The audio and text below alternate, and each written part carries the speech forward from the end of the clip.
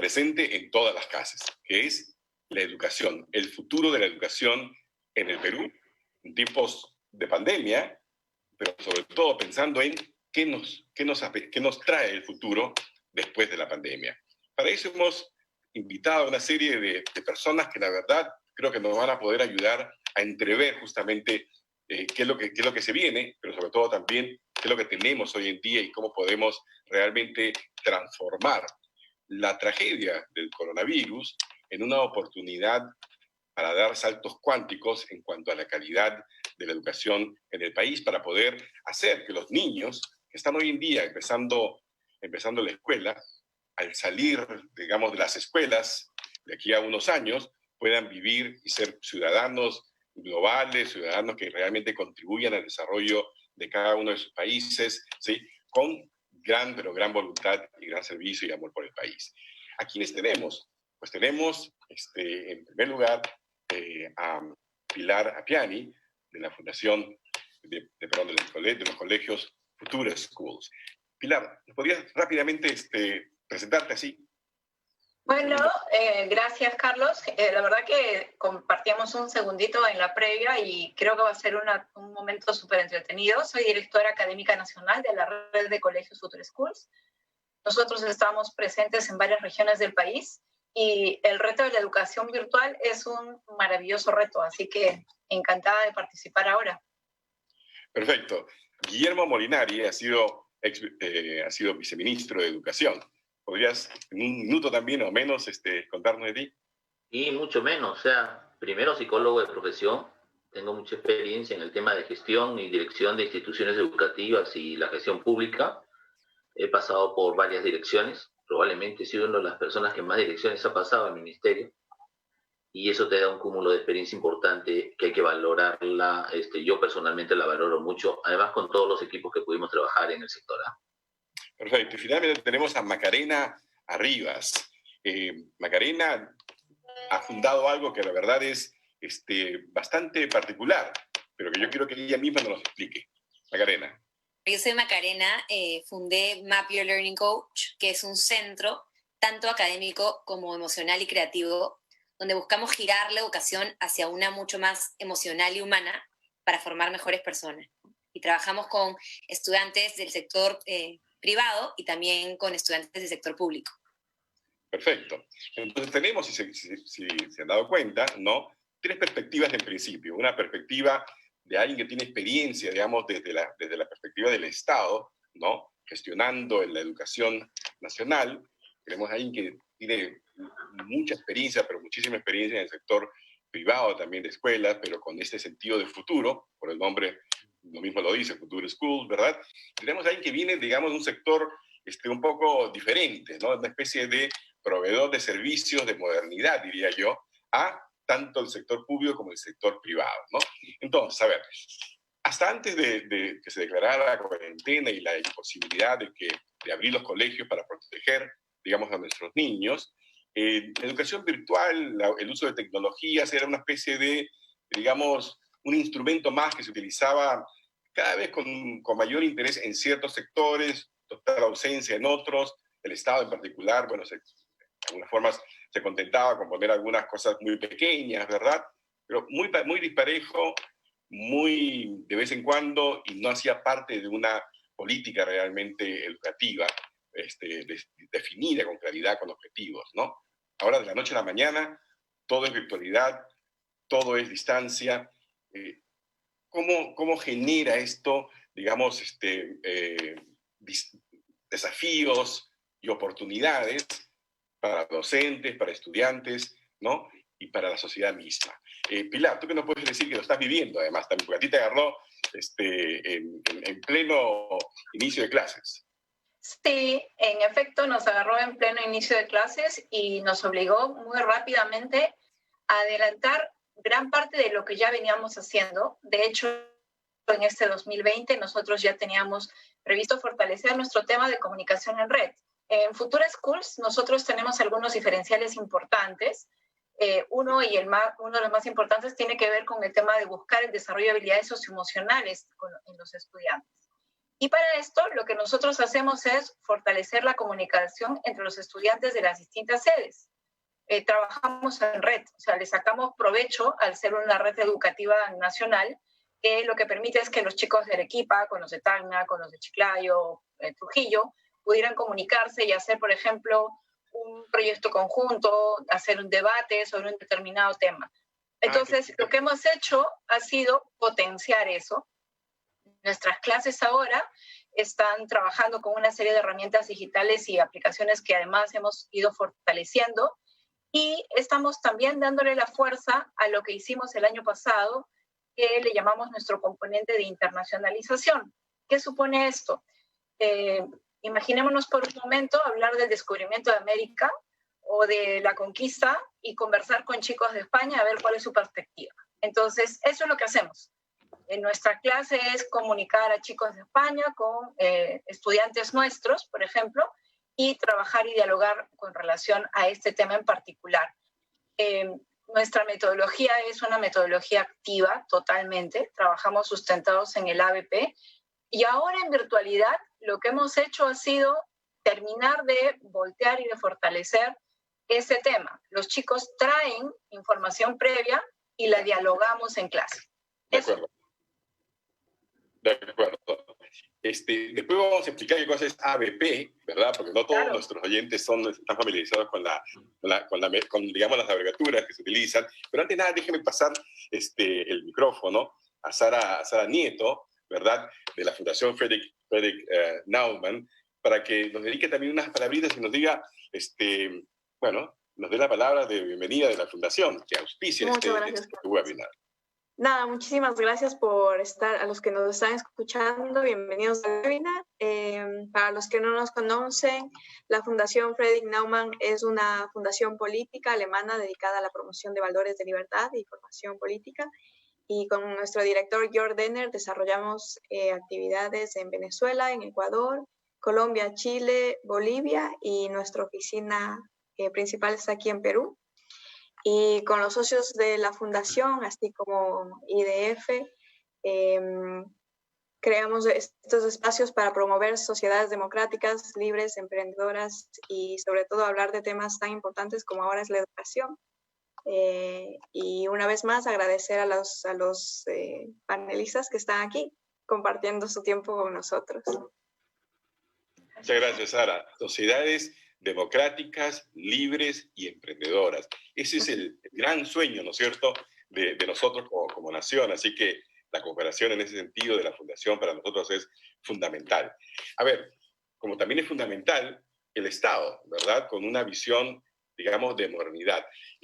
Hace poco, se dio término al Plan Nacional de Educación, ¿no?, que iba de 2011, creo, al 2020, o algo por el estilo, ¿no? 2021. 2021, perdón, 2011 al 2021, y ahora se está trabajando supuestamente en el que va a ir de 2021 al 2033, 36, ¿no es cierto? Sí. Yo no sé en qué medida el avance había sido tal que ya hay ideas muy claras de lo que debe contener ese plan, pero si no ha habido mucho avance, sería interesante, muy necesario realmente, que ese nuevo plan educativo para el que va a regir la educación del país los próximos 15 años, se nutra de este tipo de conversaciones que tenemos hoy y se nutra de esta experiencia, ¿no?, de poner de la noche a la mañana el modelo virtual, las nuevas necesidades que existen, para que esto no haya sido simplemente algo pasajero, ¿no? No vaya a ser, ojalá, ¿no?, que se encuentre una vacuna y que después todo venga a la normalidad antigua, cuando en realidad la normalidad antigua no es necesariamente algo a que deberíamos aspirar, ¿verdad? Guillermo. Bueno, creo que por tus palabras, Carlos, me toca intervenir. Y me toca intervenir porque también he tenido cierta experiencia en la parte privada. Pero creo que la gestión del Estado tiene que ver con ambas partes, tiene que ver con lo privado y con lo público. Porque los educandos son uno solo, los padres de familia en este país son uno solo, y la educación que proponemos es una sola, para que no haya esas distancias entre la educación pública y la educación privada. Y esas brechas no vayan creciendo cada día más. Ahora, hoy mismo, con las condiciones que tenemos y con las pocas posibilidades que tienen ciertos sectores, probablemente los sectores más populares del país, los sectores más golpeados económicamente, se encuentran ahora mucho más alejados de la posibilidad de una educación como la que de alguna manera podemos estar hablando ahora con esta virtualidad, que rompe, digo yo, tiempos y espacios, ¿no? Porque acá no hay de que tal hora, yo no tengo un horario de 8 de la mañana a 2 de la tarde, o sea, el mismo chico puede programarse, los padres de familia pueden programarse, la escuela puede programarse de una manera diferente. Pero entonces vemos que hay grandes cambios, no solo en el aspecto tecnológico, sino también hay que mirarlo desde una perspectiva económica y, como decía Macarena, el tema social emocional, ¿no? La construcción del ser humano, de la persona. Sí, es cierto, teníamos un proyecto del 2015 al 2021, pero estaba en evaluación, porque el 2019 se presentaron algunas conclusiones de lo que se iba avanzando, de lo que se había logrado o no se había logrado hasta ese momento. Entiendo yo que todavía no se ha concluido, porque si es el 2021 tenemos que esperar el 2021 para ver qué ha pasado, ¿no? En todo este tiempo y más con esta crisis. Y a partir de eso, porque esa debería haber sido nuestra línea base, pretender construir o ir construyendo lo que sería el proyecto nacional al 2036, con grandes retos, innegablemente que ahora todo cambió. Yo, por ejemplo, pienso de que ese currículum que teníamos hasta ahora, de verdad, tenemos que cambiarlo todo. Ajá. Ya no son esas competencias. Ajá. Ya, si hasta hace un tiempo decíamos, oye, ¿sabes qué? El 85% de los trabajos hasta el 2030, ¿no es cierto? No se han inventado todavía. No se han inventado. Yo diría, ya no son 85%, es el 100%. Cambió, la vida cambió, se modificó. Los médicos piensan tienen que actuar de una manera diferente, los odontólogos de una manera diferente, los maestros de una manera diferente, ¿sí? Los trabajos cambiaron. Y entonces, ¿cuáles son los aspectos de las competencias ahora que tenemos que pensar para estar formando a nuestros chicos? ¿No? Exacto. Ya no son esas anteriores. ¿Cuáles son esas habilidades del siglo XXI que es necesario introducir en las currículas? Pilar, yo te pregunto a ti específicamente, porque yo sé que, a diferencia de otras escuelas, a Futuro School estaba, digamos, en una escala de 1 a 10 de preparación para cambiar al modelo virtual. Ustedes estaban probablemente del 1 al 10, digo, estarían en el 8, en el 9, ¿verdad? O sea, súper listos para entrar al cambio, mientras que muchísimas otras escuelas en el país están en 1, están en 2, están en 3, ¿no?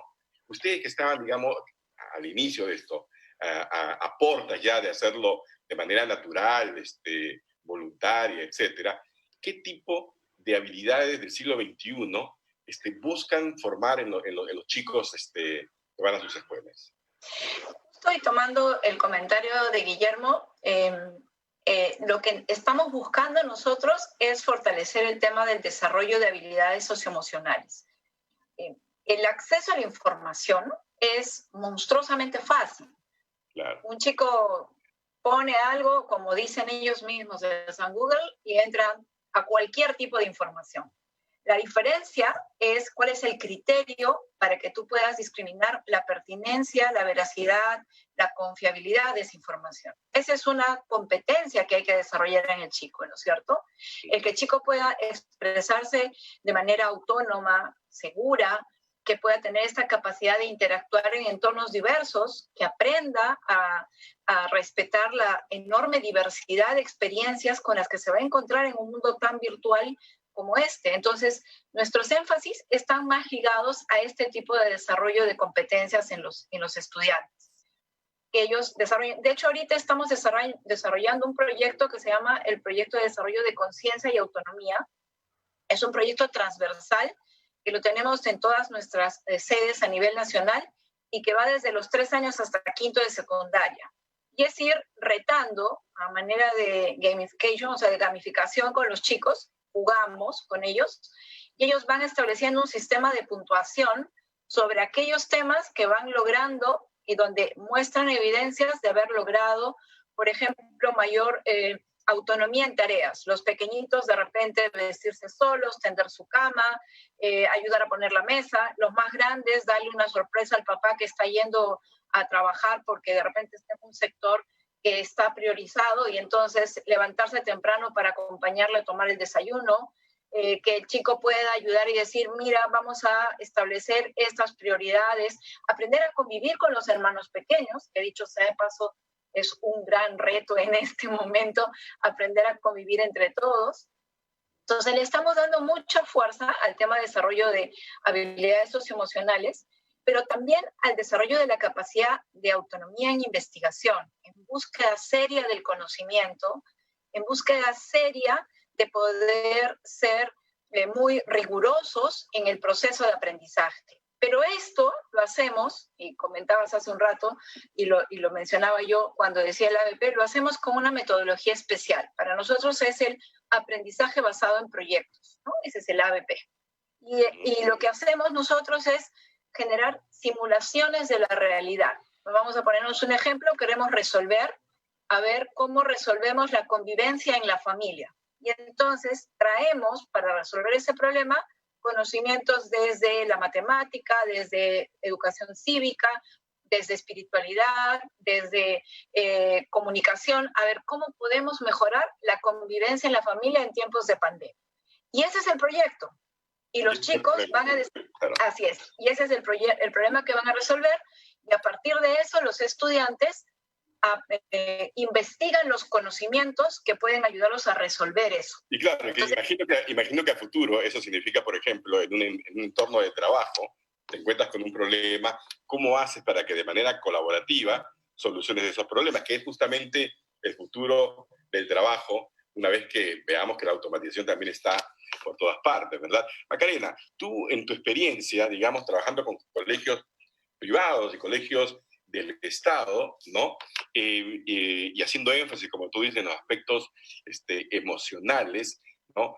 ¿Cómo crees que va a ser, o cómo te está haciendo, cuál es tu experiencia en estos momentos de trabajar con colegios nacionales, con trabajar con colegios privados, que tienen diferentes grados, digamos, de sofisticación tecnológica, y donde tú lo que quieres hacer es ayudarlos a ambos a que no olviden el aspecto, digamos, emocional tan fundamental para la vida, ¿no?, de los niños? Sí, ¿no? Yo soy fiel creyente de que la educación tradicional ya debe cambiar, ¿no? Ya fue. Entonces, Ya fue. es una educación en masa, una educación que pretende que todos los niños aprendan de la misma forma, a la misma vez, y que sean calificados de la misma forma. Yo creo que ya hay suficientes estudios que muestran que por ahí no van, ¿no? Es más, prendamos las noticias. ¿Qué vemos? Vemos violencia, vemos corrupción, vemos delitos. ¿Qué queremos? Queremos una mejor sociedad. Y la mejor sociedad, ¿cómo se construye? Desde los niños. O sea, eso creo que ya el que no la ve, hay que verlo, ¿no? O sea, si el niño de 5 años no está siendo educado, basado en valores, empatía, comunicación asertiva, creatividad, que también es una habilidad blanda, ¿no? Muchas veces pensamos que habilidades blandas o habilidades para la vida netamente tienen que ver con el lado emocional. Por supuesto, está todo el tema de inteligencia emocional, pero también está la creatividad, el adaptarse a los diferentes estilos de aprendizaje. O sea, tú puedes ser más visual, puedes ser más auditivo, puedes ser más kinestésico. Y no porque tú no entiendas la clase en el colegio significa que tú eres malo en matemáticas. Tal vez eres más visual y necesitas dibujar en vez de escribir al inicio para aprender fracciones. Entonces, para mí, todo el tema virtual nos abre una puerta maravillosa para específicamente hacer eso. Personalizar la enseñanza. Ajá. Personalizar los procesos de aprendizaje. Yo recibo muchísimos alumnos que me dicen que Macarena, a mí me va a ir pésimo en la vida, no voy a conseguir trabajo, porque se jalaron un examen de matemáticas, estandarizado para colmo. Entonces es como, tranquila, o sea, tienes otros talentos, necesitamos propuestas educativas que promuevan esa exploración de diferentes talentos, y que los chicos, si son buenos en arte. ¿Qué pasó? ¿Qué pasó? ¿Qué nos pasó? ¿Qué nos pasó? Arte, se quedó en arte. Sí. Se congeló. Digo que ¿Se escucha? Sí. Ahora sí. Ya, si son buenos en arte. Es uno de arte. los problemas de que vamos a hablar, justamente. Sí, que estudien matemáticas en arte, ¿no? Entonces, a mí el tema de lo virtual, que yo ya venía planeándolo en realidad hace muchos años, yo ya había pensado, quiero hacer una plataforma, pero no quiero hacer la típica plataforma educativa en donde salen lo que son los triángulos notables, pero porque para eso existe Google. Quiero hacer una plataforma educativa que se adapte a los diferentes estilos de aprendizaje y que promueva las habilidades blandas, las habilidades para la vida. Entonces, la plataforma lo que tiene es todos los cursos, se dividen en temas y cada tema está explicado a través de un video, un mapa mental, un resumen, una hoja de trabajo, o sea, distintos recursos para que, de acuerdo a tu estilo de aprendizaje, encuentres aquel recurso que se adapte mejor a ese estilo de aprendizaje. De hecho, la plataforma tiene el test de estilos de aprendizaje.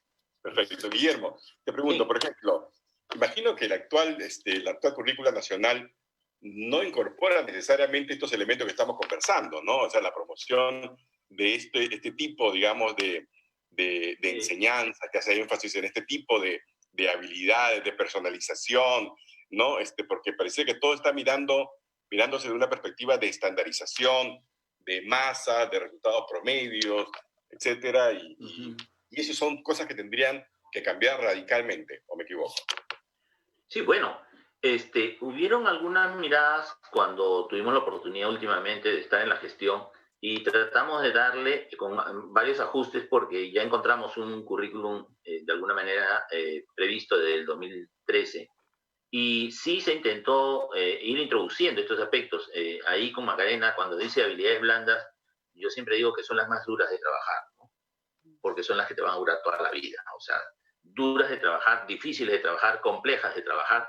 Y entonces eso no lo puedes trabajar como si fuera todo el proceso cognitivo, ¿no? Donde vas a transferir saberes, conocimientos. Y creo que lo más importante, hoy en día creo que se pone a pelo, se pone así al día, el tema de los pilares de la educación. O sea, ¿cuáles son los aprenderes que tenemos que tener y los saberes que tenemos que saber?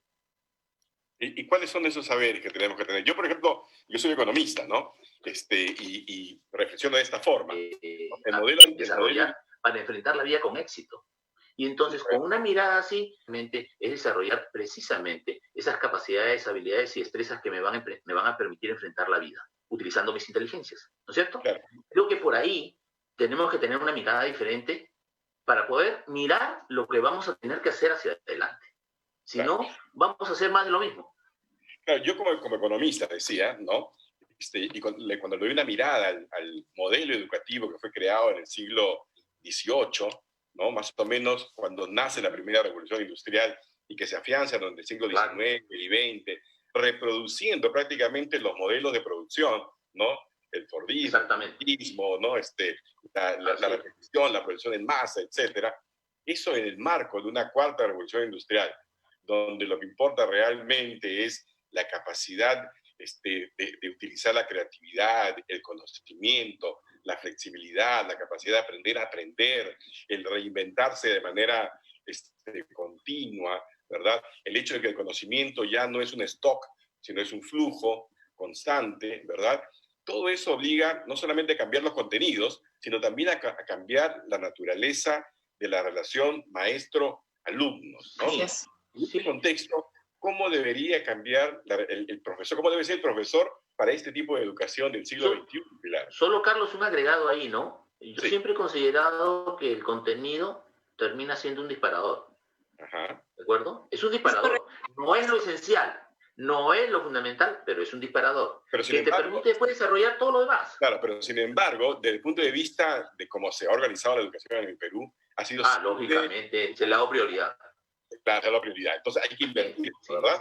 Ok, claro. Pilar, ¿cómo es el es hacer carne, de alguna manera, lo que en la teoría se dice de la enseñanza por competencias, ¿no? Es decir, no sirve de nada, yo pongo a veces un ejemplo un poco práctico, no me sirve de nada que yo sepa teóricamente cuál es la receta del arroz con pollo y que pueda describir con lujo de detalles cómo se hace un arroz con pollo, si en el momento de hacerlo soy un desastre haciendo arroz con pollo, ¿cierto? Yo, por ejemplo. Yo también, Carlos, ahí está. Es básicamente ese el punto. O sea, si nosotros formamos estudiantes que luego más adelante no sean capaces de enfrentarse a situaciones concretas y de manera cotidiana y con una capacidad de respuesta muy rápida, en realidad no estamos haciendo bien nuestro trabajo. La idea es que los que estamos en educación entendamos que tenemos que dotar al estudiante de una serie de herramientas que permitan que se desempeñe en cualquier situación y en cualquier entorno de manera fácil, rápida y exitosa. Y esto sentido, supone un profesor, permíteme, Carlos, y esto supone un profesor que sea capaz de también romper sus propios paradigmas. Exacto. La educación en el país, todavía a nivel de formación de docencia, tiene un concepto bastante tradicional sobre lo que debe ser un profesor. Un profesor ahora tiene que ser un profesional que sea capaz de catapultar que los chicos fomenten el juicio crítico, la capacidad de discriminar, la innovación, la creatividad. Y eso supone que en realidad, lo que decía hace un rato, que hay que voltear el aula. O sea, no es que entre el profesor y todo el mundo se calla y hay que quedarse quietecitos escuchando lo que dice el profesor. El profesor es el que catapulta la discusión, la innovación, el desarrollo de la creatividad, el que, como decía Macarena hace un rato, si yo tengo un estudiante que no, digamos, pues no le va tan bien en matemáticas y hacemos trabajo en equipo, de repente puede ser el que puede aportar de manera genial los mapas conceptuales, porque es genial graficando un montón de conceptos, ¿no es cierto? Y entonces tienes otro estudiante que es muy bueno hablando, pero que de repente pues no le gusta sentarse a escribir. Y entonces él será el que potenciará la posibilidad de exponer una idea y vender una idea hacia el resto de sus compañeros. Entonces, esto supone un profesor que también sea capaz de innovarse y de inventarse, ¿no? Yo les comentaba un ratito antes de empezar, o sea, que tú veas a los profesores que son capaces de reinventarse diariamente, creo que es una de las cosas más motivadoras y espectaculares que están sucediendo ahorita. Ver esa capacidad es impresionante. Contaste un ejemplo muy, muy simpático de una profesora que acaba de explicar el sistema digestivo. ¿Puedes contárselo a todos acá? Claro, estaba yo entrando a una de las clases porque nosotros en Futura hemos creado un sistema en el que puedes ingresar a cualquier clase en cualquier momento, ¿no? Entonces, nosotros, yo ingreso a una clase y veo a la profesora, estaba enseñando sistema digestivo a los niños de 4º grado, y la mejor manera que se le ocurrió, en lugar de dibujarlo y de todo, porque los chicos ya habían traído la información previa, pues ella se dibujó y se pegó encima del cuerpo todos los elementos del sistema digestivo, y entonces los chicos iban hablando, iban participando, y le decían, ¿y dónde pongo el estómago? No, más abajo, no, más arriba. ¿Dónde van los intestinos? No, no, más a la derecha, más a la izquierda. Además estaban jugando para ver el espacio invertido que te da también la cámara, ¿no? Entonces era realmente espectacular el nivel de interacción que tenían los chicos. Claro. O tienes una profesora que ha creado un teatro de sombras, ¿no es cierto?, para enseñarles a los pequeñitos de inicial a reconocer los animales, pero a partir de las sombras, ¿no? Entonces, fantástico. Realmente es espectacular la capacidad de reinvención de los docentes. Y dime, Macarena, tú que estás interactuando con profesores del sector público, ¿cuán preparados los ves tú, okay, para adecuarse mentalmente a estas nuevas exigencias, ¿no? Sí, y nosotros, además de trabajar con ellos temas educativos, también trabajamos a nivel emocional, brindando sesiones psicológicas. En verdad es bien bonito el trabajo que hacemos con ellos. Yo noto bastante miedo, ¿no? Bastante temor, pero muchas ganas de salir adelante, de innovar dentro de las posibilidades, como todos acá sabemos, ¿no? Eso ha sido algo tan repentino que a todos nos ha zamaqueado y es como nos ha agarrado así en shock a todos. Entonces creo que hay de todo un poco, ¿no? Hay muchos que todavía están muy temerosos y otros que ya se han lanzado con este pilar a hacer este tipo de iniciativas, de pegarte en el cuerpo, el sistema digestivo. Yo creo que lo importante es entender que, por lo menos yo veo un espacio de una clase así, ¿no? Como un espacio de co-creación, donde, exacto, o sea, ya pensar, como dice Pilar, ¿no? En el aula en el que entra el profesor, todo el mundo aterrado, sentado. No es un espacio de co-creación. El alumno es parte de la creación de esa clase. ¿no? Y el profesor tiene que estar suficientemente flexible a diferenciar su enseñanza. Yo pienso siempre, a ver, cuando hablo de estas cosas, digo que el profesor de hoy ya no es el centro de la educación, del propósito, sino que el profesor debe ser una especie de Careca, ¿no? A los que nos gusta el fútbol, sabemos que Careca no le enseñaba a patear pues, a Jefferson Farfán, ni a Pablo Guerrero, ni nada, ¿no? Pero sí los motiva. Tal cual, como un coach, un entrenador. Un entrenador, un jugador, ¿verdad? Una guía para que realmente saquen lo mejor de sí. Necesitamos más Carecas entonces en la educación, ¿verdad? Sí, ahora, claro que sí. Pero seamos también bastante honestos, ¿no? Este panorama que estamos dando ahorita suena, digamos, resuena bien en las escuelas de Lima, en ciertos sectores, digamos, donde es más afluyente, pero cuando pensamos, por ejemplo, en la enseñanza rural, cuando vemos, alguna vez vi una cosa que me pareció horrorosa, no sé cómo la aplaudieron, pero en algún spot del Ministerio de Educación, sacando el ejemplo de unos niñitos que tenían que caminar como 1 hora y media, 3 horas para llegar a su colegio, ¿no? Y diciendo, fantástico, ese es el espíritu. Y decía, pero al contrario, ¿dónde está la responsabilidad del Estado que permite que eso suceda?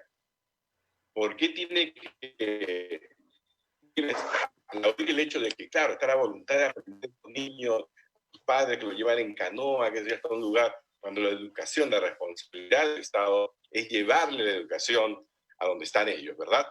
¿Cómo hacer para asegurarnos de que esta visión, de que esta inteligencia en prepararnos para preparar a los chicos para el futuro, ¿no? También se haga de manera democrática, homogénea, en los sectores que no han gozado, digamos, de estos recursos, de esta atención? Porque de lo contrario lo que estamos haciendo es profundizar las divisiones, ¿verdad? Guillermo, tú mañana eres ministro de Educación.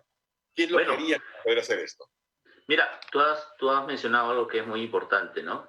El tema de cómo puedo gestionar, porque eso es un tema de gestión. Pero el tema de gestión no solo en procedimientos. Algo que muy claro ha dicho Macarena, ¿no? Te encuentran maestros temerosos, ¿no? ¿Y sabes por qué están temerosos? Porque le mandan un montón de normas para que cumplan y remitan sus informes y entonces le queda muy poco por producir, muy poco por innovar, muy poco por dar, ¿no es cierto? Porque tiene que a pie juntillas poner todo lo que le piden en ese informe. Y entonces yo siempre creo y seguiré creyendo en eso, que no es un tema de normas, no es un tema de procedimientos solamente, sino también es un tema de personas, de seres humanos que son los que gestionan, ¿no? Mira, hoy mismo se ha dictado una norma para que el 1 de julio comiencen las clases, ¿correcto? Sí. Ya alguien se ha hecho varias preguntas que deberían hacerse. ¿Se les ha tomado las pruebas a los profesores que van a ir a esos lugares? ¿Cuánto realmente territorialmente se ha visto y se ha evaluado? ¿Cuántos de esos territorios realmente están libres de COVID? ¿Lo sabemos? Porque si el ministerio lo sabe, debería decírnoslo. Y además debería priorizar debería fortalecer cada una de esas zonas, con todos los materiales que tiene. Hay zonas donde ni siquiera han sido distribuidos los materiales, los textos y los cuadernos de trabajo a principios de año. Pero no se dice, ¿te das cuenta? Entonces, ¿cómo puedo gestionar? Yo no necesito un montón de recursos. Lo que necesito es gestionarlos bien. Utilizar a las mejores mentes, a la mejor gente que esté dispuesta a trabajar por el país, a entregarse por el país, ¿no es cierto? Y dar lo mejor de sí para que podamos acudir a todos y todos en las condiciones, porque por lo menos yo tengo identificado 6 ámbitos diferentes. Hay ámbitos donde tú no tienes ningún tipo de servicio. Ningún tipo. Y es más, la norma dice que tienen que ser ámbitos donde haya limitaciones de la comunicación, donde no haya COVID, mira, ¿no? Y sean niveles 1 y 2. ¿Te imaginas? O sea, ahí no hay ni agua en el colegio. Esa escuela no ha sido ni siquiera preparada para recibirlos. Y los padres no han sido preparados, o la comunidad no ha sido preparada. Y doy una norma antes de.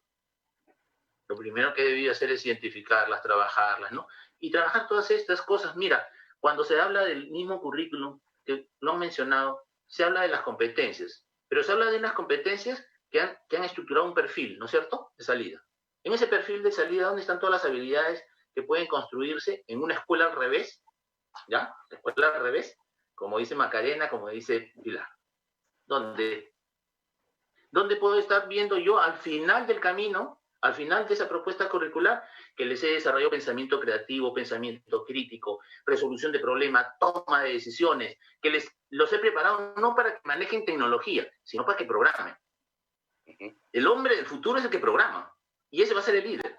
El líder no va a ser el que repite, que utiliza la tecnología, no, ese no va a ser, ¿correcto? Ese que sea capaz solo no de consumir, sino de crear tecnología, con capacidad de adaptación. Y que lea y escriba mucho. Claro. Que lea y escriba mucho. Claro, pero aquí entonces venimos nuevamente a esta distancia que hay, ¿no?, entre el entusiasmo que nosotros tenemos aquí, que compartimos, ¿no? Esta visión que pareciera ser de conjunto, ¿no? Pero que sin embargo no representa a la mayoría, ¿no? O sea, esta visión que tenemos aquí es una visión de minoría, ¿verdad? ¿Cómo hacemos, cómo reproducimos Future School, por ejemplo, en todo el sistema nacional? ¿O por qué no el Estado, ¿no?, replica los buenos, digamos, resultados que puede tener un modelo educativo como el que tiene Futura, Pilar? O sea, ¿qué haría, por ejemplo, no sé cuántas regiones están ustedes hoy en día? En seis estamos ahora. En 6. ¿Te gustaría estar en las 24 regiones del país o no? Definitivamente. A ver, no solo me gustaría, vamos a estar en las 24 regiones. Hacia eso estamos yendo. Yeah. Estamos en ese trabajo. Yo creo que lo que se trata también es hacer sinergia. Los que estamos en educación somos formadores y a mí me gusta mucho decir somos transformadores de vidas, ¿no? Entonces, cuando tú eres consciente que en realidad estás contribuyendo a la transformación, no solo emocional, sino mental, cognitiva de un estudiante, en realidad estás transformándole la vida, le estás dando un montón de posibilidades para que vea las cosas de una manera distinta. Y eso implica una gran dosis de desprendimiento. Si todos apostamos desde el Estado, desde la sociedad privada, desde las propuestas como la de Macarena, desde las redes educativas como la nuestra, como Futura, a esta visión, entonces en realidad nos vamos a dar cuenta que lo importante es construir sinergias. Construye sinergias y mejoran las condiciones para todos, porque se allanan las cosas, se simplifican los trámites, las burocracias, los papeleos, y puedes concentrarte en hacer lo que es verdaderamente importante, que es transformar vidas, educar, ¿no es cierto? A quienes además dentro de muy poquito son los que les va a tocar a ellos tomar la posta de esta sociedad. Y en esa línea también hay un aspecto que yo creo que es muy importante, sobre el que debemos reflexionar, no solo en el corto plazo, sino también en el mediano plazo. Y lo comentábamos un poquito antes. El criterio de formación de comunidad, ¿no es cierto?, que tiene un estudiante cuando va y se ve con sus compañeros y juega en el recreo y se bromean y todo, es un criterio que no debe perderse ni debe invisibilizarse. La virtualidad tiene una gran cantidad de ventajas, pero no debemos olvidar la importancia de la formación de comunidad, del sentido de pertenencia que tiene un estudiante al sentirse parte de un colectivo social, ¿no? Entonces, una de las cosas que nosotros en Futura estamos trabajando mucho ahorita es precisamente eso. Es más, algunos de nuestros directores de varias sedes están ahorita trabajando en un proyecto que se llama precisamente Fortalecimiento de Comunidad, para generar de manera creativa esos espacios de interacción de los chicos en virtualidad. Si el chico no tiene recreo, bueno, vamos a ver cómo generamos estos espacios para que ellos puedan sentir que siguen formando parte y que se bromean en el recreo, que juegan, que participan y que son parte de una comunidad. Las actividades extracurriculares que se podían hacer, digamos, a celebración del Día de la Madre, la celebración del Día del Padre, bueno, ahora, ¿cómo lo hacemos? ¿Cómo hacemos que esos niños demuestren lo que es y se sientan parte de una comunidad? Y eso tiene que ver con lo que decía Macarena, el sentido de no invisibilizar la importancia del desarrollo socioemocional en los chicos, ¿no? O sea, no es solo el desarrollo de las habilidades socioemocionales vinculada a los aspectos académicos, sino también a lo que pasa en el colegio fuera de las cuatro paredes del aula, en el patio, en el recreo, en la cafetería. O sea, eso también es muy importante, porque eso ayuda a formar ciudadanos posteriormente más receptivos, inclusivos, respetuosos de la diversidad, que puedan ser mucho más tolerantes, que puedan dialogar mejor entre todos ellos, ¿no? Entonces, Claro, es a ver, un reto, un reto. Genial, todo un reto, efectivamente, ¿no? Yo imagino que los próximos 10 años solamente vamos a ver educación virtual. O sea, esperemos, ¿no? Que de alguna forma el COVID-19 no esté aquí para siempre, con este grado de, digamos, de horror, ¿verdad? Y que haya un retorno, de alguna forma también, quizás no total, pero parcial, digamos, a las aulas, con lo cual quizás en lo que deberíamos estar pensando también es en este modelo híbrido, ¿verdad? Donde se combina lo presencial con el complemento, digamos, virtual. Pero aquí creo que hay un tema que no sé si estamos considerando o no, pero es el papel de los padres, ¿no? En muchas sociedades donde existen educación virtual, educación a distancia, educación en casa, ¿no? El gran elemento diferenciador es el grado de educación o la facilidad que tienen los padres para poder acompañar a los niños en esto, ¿no? Aquí, en un país donde tienes 25% de los hogares donde los jefes de casa son la madre, ¿no? Donde hay muchísimos casos de violencia familiar, donde hay muy bajo nivel educativo de los papás, etcétera. De la noche a la mañana, el modelo virtual los fuerza a sentarse, a acompañar, a guiar a niños cuando ellos realmente están en nada, ¿no? Y yo he escuchado muchas quejas de que los profesores son insensibles en ese sentido, le mandan a hacer tarea tras tarea tras tarea, no se dan cuenta que uno tiene que hacer otras cosas, está todo el día con el niño, con la niña, digamos, etcétera. O sea, este modelo, digamos, así, tal y como está en esta emergencia, ¿es sostenible? ¿Qué hacer para ayudar en esas situaciones en las que realmente el hogar no es definitivamente el mejor lugar para que aprendan los niños, ni siquiera de manera virtual o a distancia? Macarena, en tu experiencia ahora trabajando tanto en el sector público como en el sector privado, ¿cómo ves tú el papel de los padres, las dificultades que tienen? Mira, yo siempre he considerado que los papás son elementos claves en el proceso de aprendizaje. Eso por un lado, ¿no? Hay muchos colegios que todavía citan a los papás una vez al año, en la noche, pues, de reuniones de papás. Imagínate, una vez al año, de 4 bimestres. Entonces, sí siento que al contrario, ¿no? Como este involucramiento forzoso por el COVID de los padres ahora, sí está dando una ventaja para que los papás también se comiencen a involucrar en el proceso educativo de los chicos. Muchas veces los papás no saben cómo está su hijo, pueden conocer mucho a sus hijos, pero tal vez no conocen cómo su hijo aprende, ¿no? Entonces, sí creo que esto nos está abriendo una puerta bien grande para hacer que los papás sean parte de este proceso tan importante, ¿no? Muchas veces el papá viene y me dice, pucha, mi hijo jaló ciencias, no puede, ¿qué voy a hacer? Y de pronto que ahora que está pasando tiempo con él se da cuenta que es porque su hijo aprende de una manera diferente, o es un chico que necesita pararse de vez en cuando porque no puede estar sentado en la silla pues 8 horas al día. Entonces sí siento que esto también puede ser una puerta para unir a los papás con los hijos y generar un vínculo distinto, ¿no? Que antes no se tenía. Pero esa es la visión buena, digamos. La visión, digamos, un poco más dura, que también es parte de la realidad, es el papá que tiene que salir a buscársela como sea, o la mamá que tiene que salir a vender algo, o que no tiene la educación suficiente para acompañar, no entiende lo que significa, qué sé yo, pues un mapa mental, ¿no? Y también, y también se puede involucrar al papá y darle recursos al papá dentro de estas plataformas virtuales. También permiten dirigirnos a los papás. Nosotros en nuestra plataforma tenemos toda una sección dirigida a padres, ¿no? De diferentes temas. Entonces, esta virtualidad también nos permite tener una relación mucho más cercana con el papá, ¿no? Y involucrarlo uno a uno, ¿no? Que los papás se sientan también escuchados por el colegio en el que están, ¿no? Por el sistema educativo. Hay sesiones, digamos, donde uno puede decir una vez a la semana, tienen una hora de clase con el papá, con los papás, para que le puedan explicar cómo está.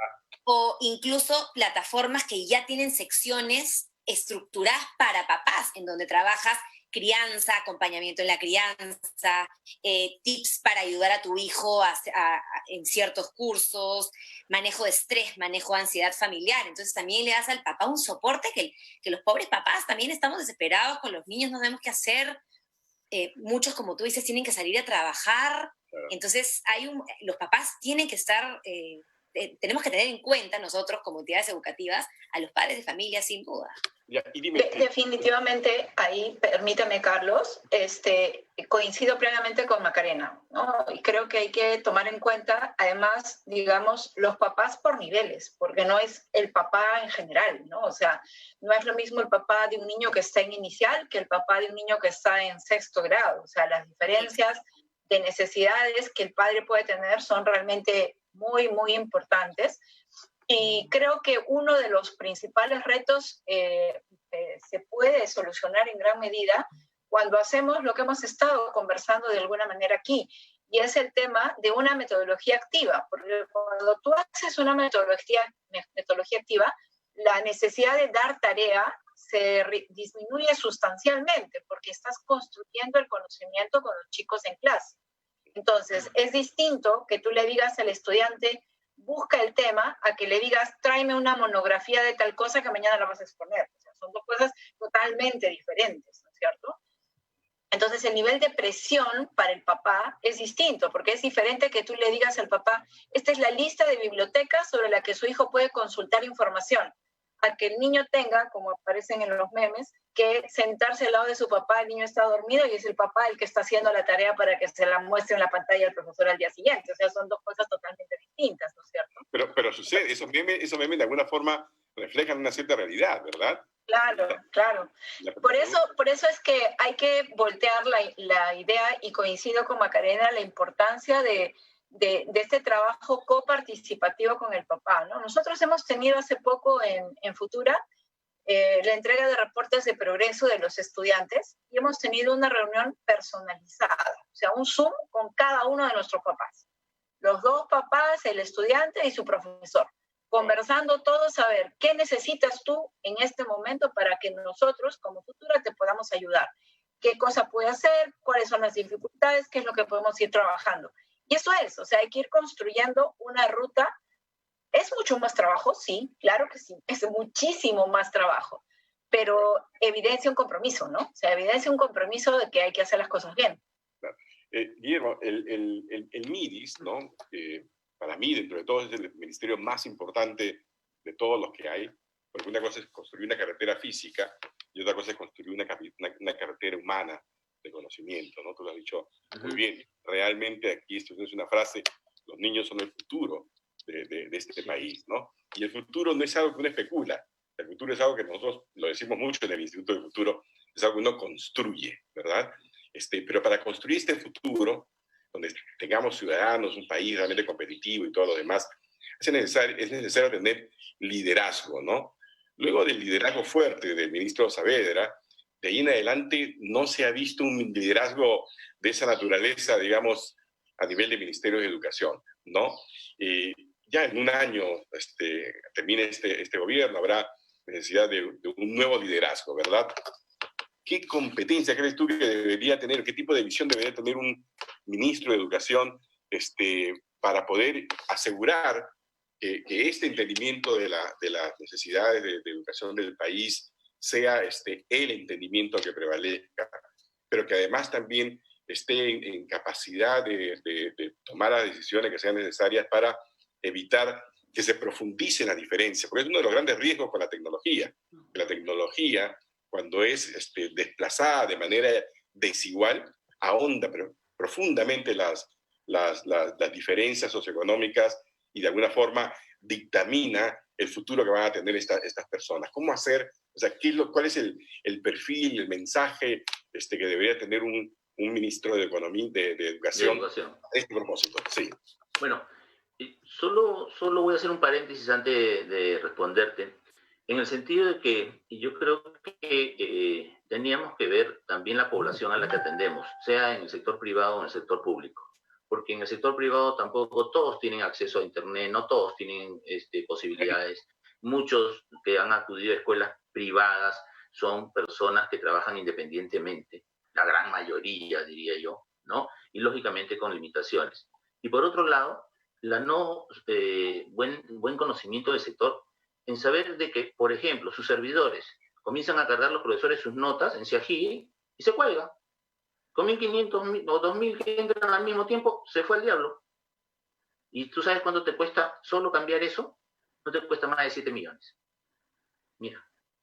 O sea, entonces ya comienzo a decir cuál debe ser el perfil, ¿no? Claro. Tú tienes que ser una persona que conozca, que sepa lo que estás administrando, pero que tengas claridad en algunas cosas que me parecen muy importantes y que dijo Sandra, ¿no es cierto? Pienses en un país democrático, ¿sí? En descentralizar la educación, en darle más autonomía a las regiones, pero acompañándolas, fortaleciendo las capacidades en la SUGEL, en las DRE. No los mandes, no les digas, ustedes se van a encargar, sin un acompañamiento y sin una preparación. Entonces tú necesitas ser democrático, pero descentralizadamente, ¿sí? Acompañando. ¿Queremos una patria libre? Entonces, miren, qué gran reto el comenzar a pensar en formar seres libres, ¿no es cierto? Seres emocionalmente preparados para enfrentar y tomar la decisión de su autonomía, de su libertad, de su disciplina o autodisciplina, de su compromiso y su respeto por las normas y por las leyes. Pero también necesitamos a alguien que esté pensando y esté dispuesto a entregar, y eso sí, libre de cualquier relación que se pueda presentar por ahí, ¿no? Porque siempre se presentan las cosas, y que esté pensando en el país, dando su vida por el país. Ese es el liderazgo que necesita ese país. El país no necesita otro tipo de líder. Gente que esté dispuesta a hacer y sacarlo adelante. Y aprovechar y poder replicar las experiencias como la que nos presenta Pilar, como las que nos presenta Macarena, o como las que nos presentan otras escuelas también, de la actividad privada. Si fuéramos capaces de ir replicando en diferentes lugares, porque cada zona tiene sus propias características. Cada lugar con su propia cultura, pluriculturales, multiétnicos, con una diversidad geográfica. Ese es el país que tienes que administrar, que tenemos que administrar, y que debemos estar preparados para administrarlo. Perfecto, Guillermo, la verdad que muy, pero muy sabia palabra. Creo que aquí todos compartimos la visión, ¿o no? ¿Me equivoco? Sí, y como tú, Guillermo, una persona que con valores, que realmente quiere hacer las cosas bien y que esté dispuesto a trabajar en equipo.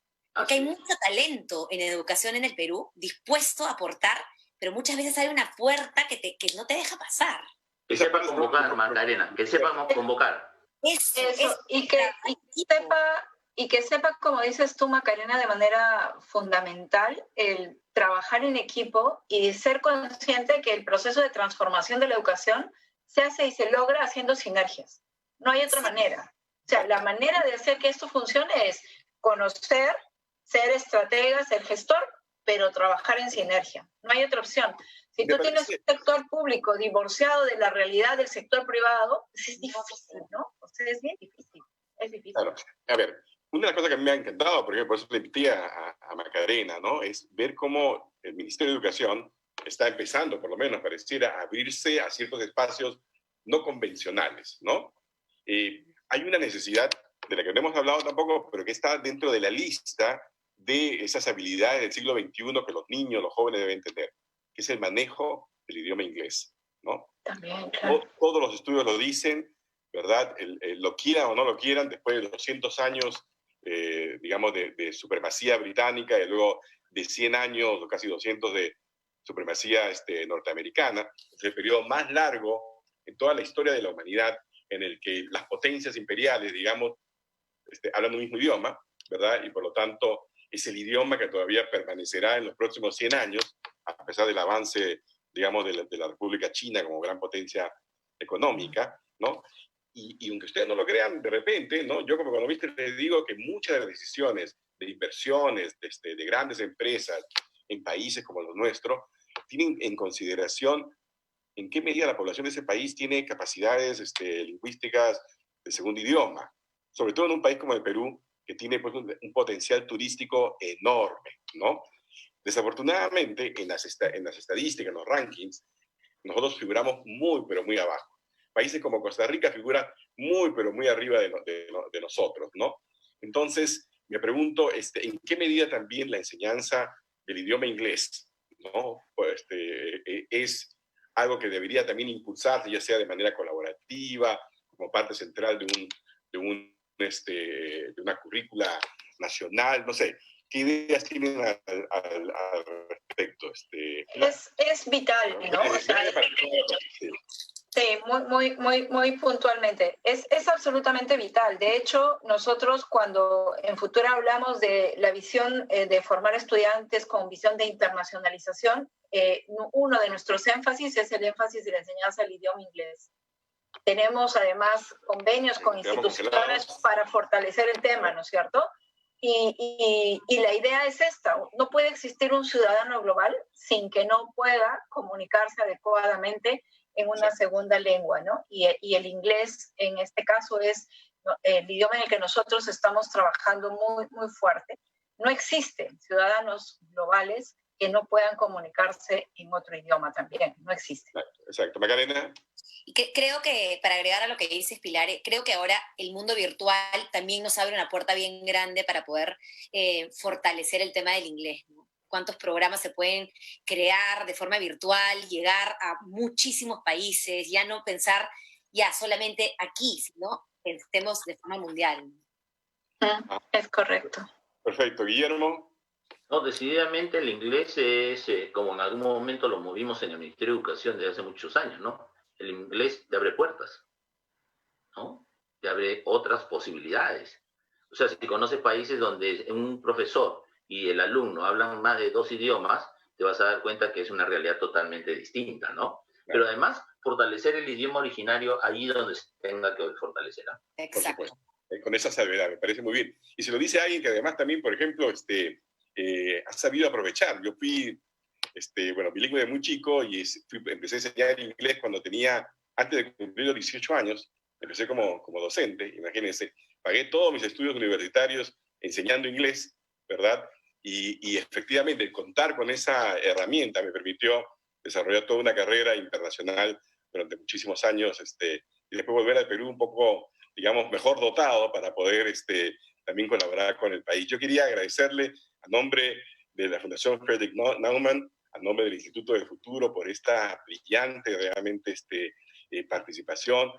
Creo que nuestros oyentes deben estar muy contentos con lo que han escuchado. Evidentemente, este es apenas un primer paso. Tenemos que hacer que haya conciencia de la necesidad de estos cambios para poder convertir, como digo, la tragedia del COVID-19 en la gran oportunidad de dar saltos cuánticos en materia de educación, de desarrollo del país. Así que muchísimas gracias a Pilar Appiani de Future Schools, muchísimas gracias a Macarena Arribas de MAP, y muchísimas gracias a ti, Guillermo Molinari, por todo esto. Gracias a la Fundación Frederick Naumann, gracias a ti por transmitirlo, y gracias a todos y buen fin de semana.